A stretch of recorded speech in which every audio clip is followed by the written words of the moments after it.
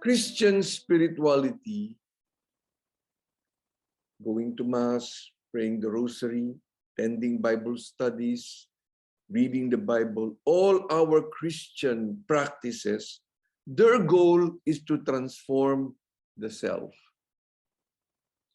The transformation of the self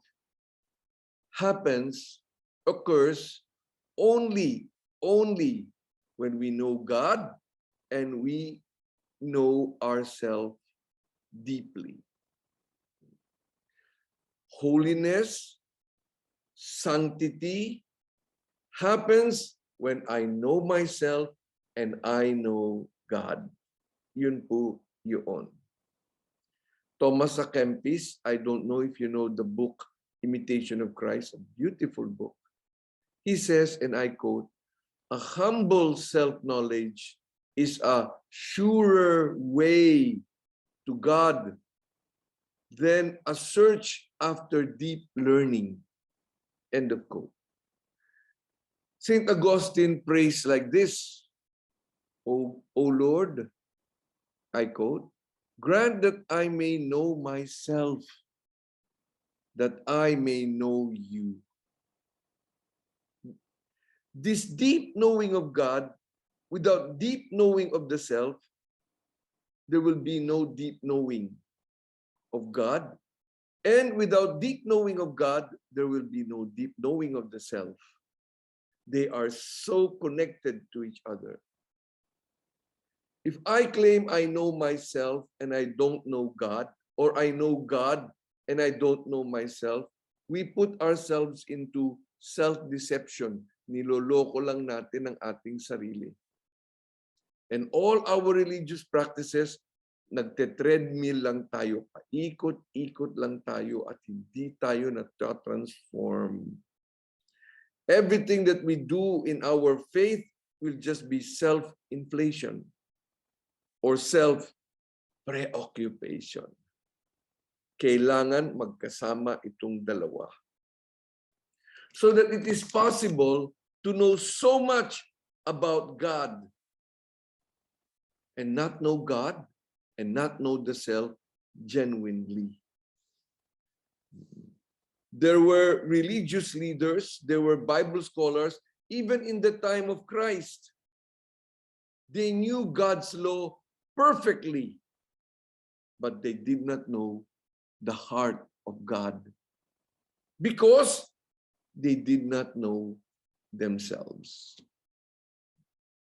The knowledge of God and the knowledge of ourselves that is transformational must be personal, not intellectual, certainly not emotional, meaning it has to be based on experience, not what I read, not what I studied, but what I experienced.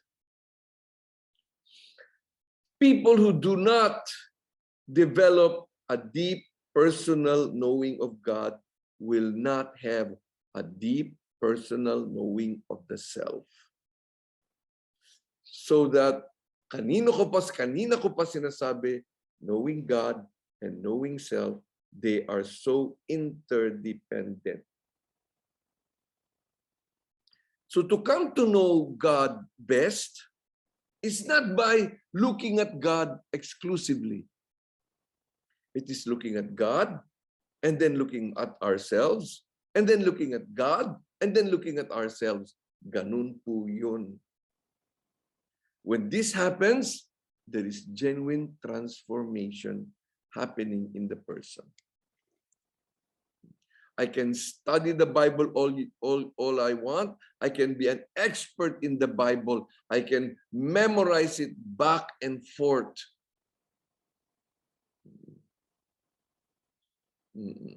And yet this knowledge is not transformational. Because what I believe is not necessarily what I experienced. God is an experience. The big question there is, how can I experience God in a personal way so that I will know myself deeply in a personal way? How will I experience myself in a personal way so that I will experience God in a personal way? Alam niyo, medyo malalim itong aking gustong sabihin because it's kind of important, don't you think? Malalim ba, May? Huh? You want me to stop already? Marites Pineda, what do you think? Is it too deep? Is it too intellectual? Is it too ek? Are you still here? Itong gusto ko sa online, you can converse. Because when you're in church, it's difficult to converse. Malalim talaga. Malalim. Malalim talaga. Melanie, is it malalim but understandable so far? Because we have not yet gone to the more difficult part. I love it, Father. Malalim pero very meaningful and pertinent to today's feast. Thank you, Melanie. And I suppose everybody thinks the same way. If you don't, I'm sorry. Okay? All right. So how will I know, how will I have a personal experience of God? So that I will know Him deeply. And so that I will have also a deep knowledge of myself. Okay? You see, we tend to introduce ourselves according to our vocational designation. I am a doctor. Call me attorney, walang kaso. Or, ay, pari pala kayo. Okay. I'm a baker. I'm an entrepreneur. We introduce ourselves. We make our identity according to what I am able to do, not what and really who I am. Ang identity natin is anong kaya kong gawin, hindi yung kung sino ako talaga. Bakit? Sino ba tayo talaga? And this is what this is all about. We are sinners. Yes, Paz. You are a sinner. And I am a sinner. That is who we are. That is who we are. Every time I dare to meet God in vulnerability, in my sinfulness, in my shame, I get to know Him more. I make a personal experience of Him. Oh, wow. Reversely, every time I try to meet God in my best self, my knowledge of myself and my knowledge of God weakens because it is so unreal. It is so untrue. To see God as God requires we see ourselves as we actually are, sinners. To be human kasi is to be a sinner. To be human is to be broken. To be human is to be damaged. To be human is to be flawed. Spiritual transformation, holiness, is not about avoiding sin. When I'm not without sin, I am holy. No! It is spiritual transformation, is knowing and accepting who I really am, a sinful person. And in that way, I will be able to appreciate better my experience of who God is, a compassionate God. That is not possible. That will just be intellectual. That will just be, okay. Unless I am convinced I am a sinner. Turning to God in our sin and in our shame is the heart of spiritual transformation. To admit that we are sinners is to meet God where God is already waiting to meet us in the core of our brokenness and sin. It can be frightening because it can be humiliating. one of the biggest questions, one of the big questions that I'm often confronted with is when a man is unfaithful to his wife and they decide to work it out, okay, and they decide to stay together, do they have to tell the children about it? Will the children have to know that there was a certain time the father was unfaithful? Do you have to tell, magsasama na naman kayo, you will patch up things already. Does he have to know and be humiliated in front of his children?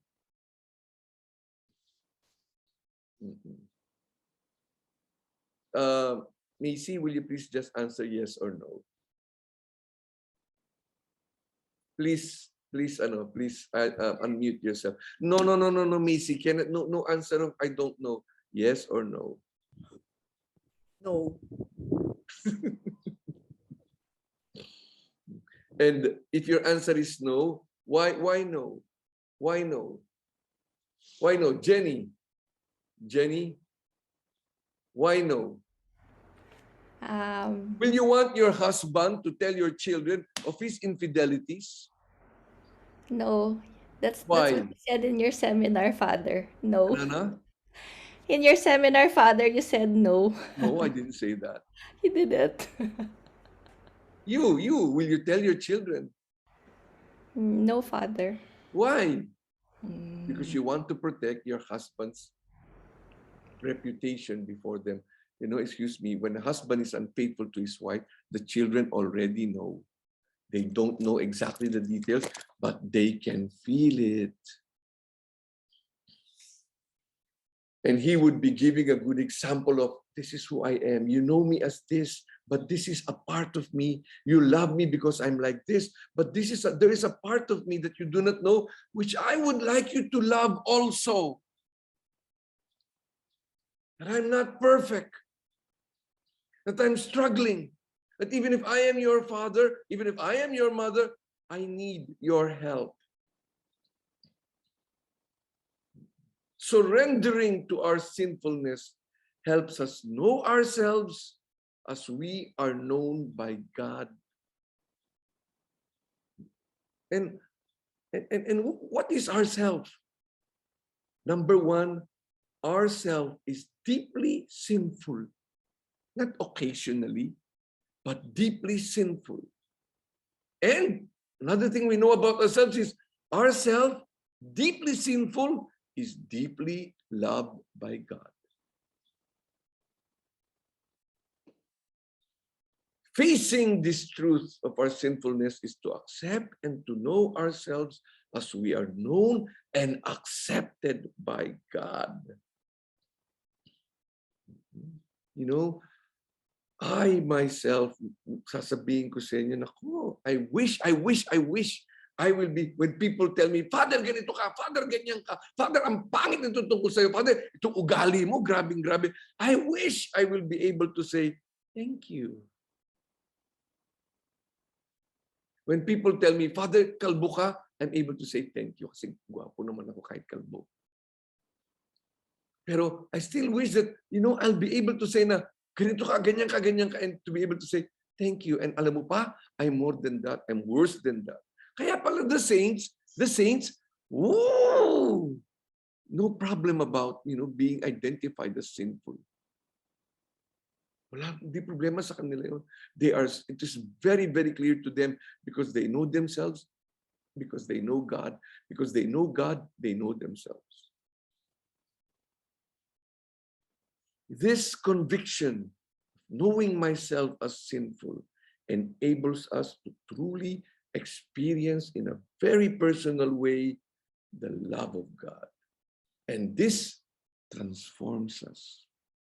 Like St. Paul, sana we will be able to say, I boast of my weakness. Nagmamalaki ko na makasalanan ako. Because when I am weak, then I am strong. Because of Him who loves me and died for me.